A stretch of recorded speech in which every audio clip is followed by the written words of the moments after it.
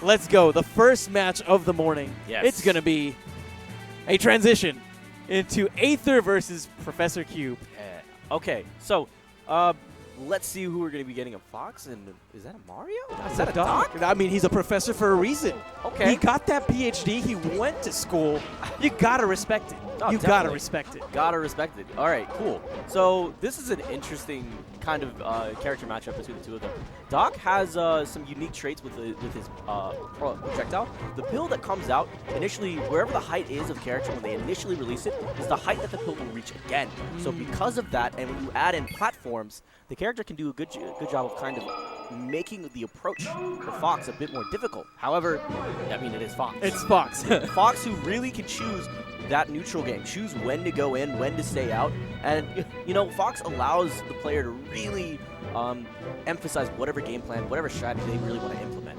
So let's see where we're gonna go. There are two big things that I'm going to be looking for whenever I see this Doc play. How many grabs is this Doc getting on stage, and how well is he utilizing the cape off stage? Because once you use the cape for those linear recoveries that Fox has, you can negate stocks very quickly, very easily. Exactly. You see the Firefox charging up, you cape it right back and get an early percentage KO a la Shrew.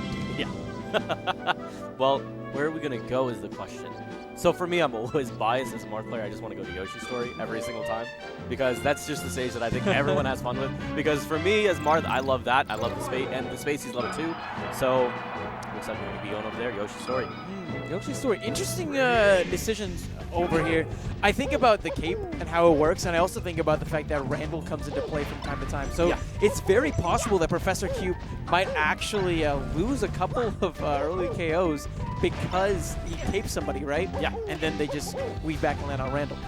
Who knows? That would, of course, be insane to watch. But I'm just thinking about the micro as well as the macro right now. Yes. Now looking for this neutral. You're seeing these grabs, these up throws, and you're going to look for those follow-up nairs, follow-up up airs. The thing that both of these characters are looking for is grabs. Mario, of course, looking for that down throw. If you can manage to get those off, you can get down smash, up tilts, you can get multiple different combo opportunities out of it. Ooh, raw duff, just go in with it.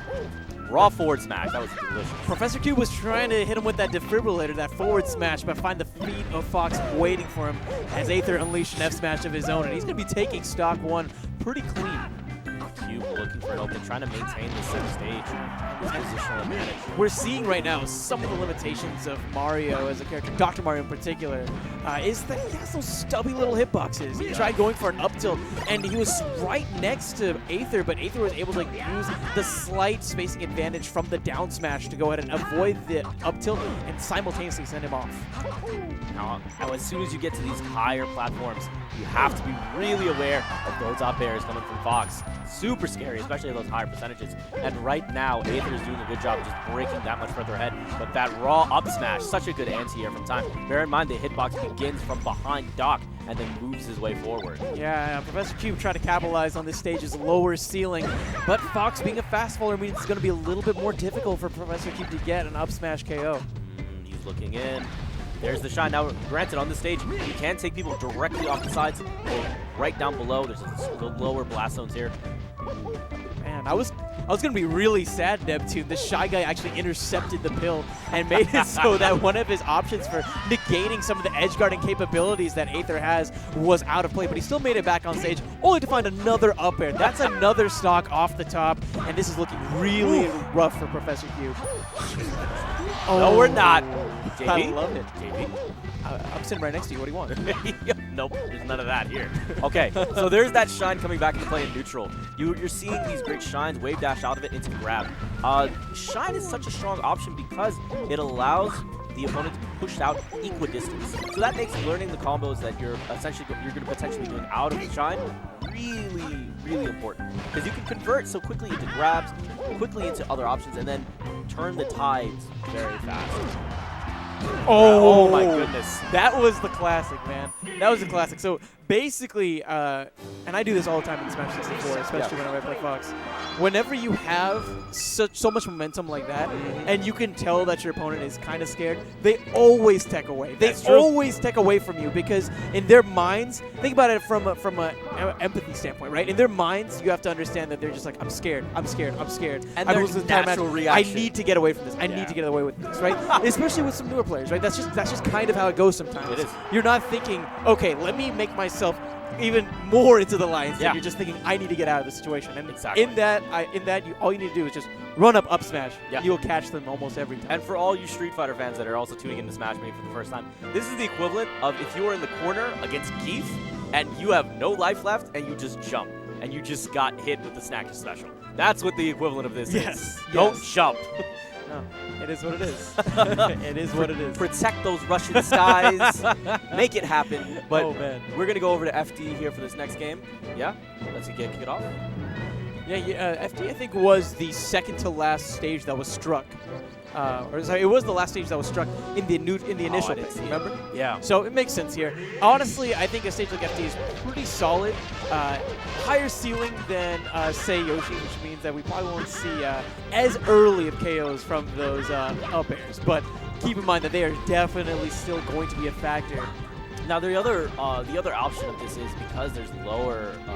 because the blast zones on this are a little bit lower down, you are going to see a chance for Fox to come back onto the stage, potentially get gimped with that cape. So look for those early KOs as well. Wow! Keep going straight in with that raw forward smash. Or even up smash. Yeah, and this is exactly what we're talking about. That's coming back into play.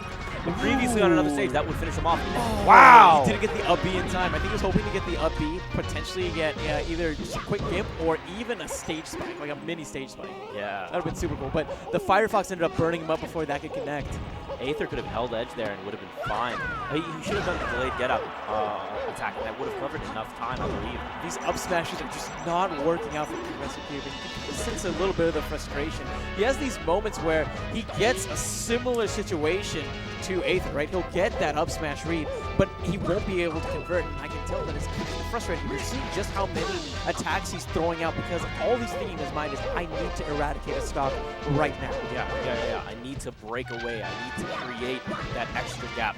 Because what's very important in these games is making your opponent play to a different speed than what they might be used to. Someone playing from behind sometimes is a very different person than who's playing from ahead. Exactly. I like to think about it this way, right?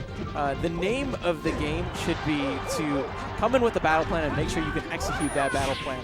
And conversely, by executing that battle plan, make it so that your opponent cannot do what they want to do. Because they'll also come in, oh, that's heartbreaker. If we just held on to the ledge, he would have been able to take that stock. But your opponent's obviously coming in with a similar mindset, right? They have a specific goal in mind, and they're doing their best to try and achieve it.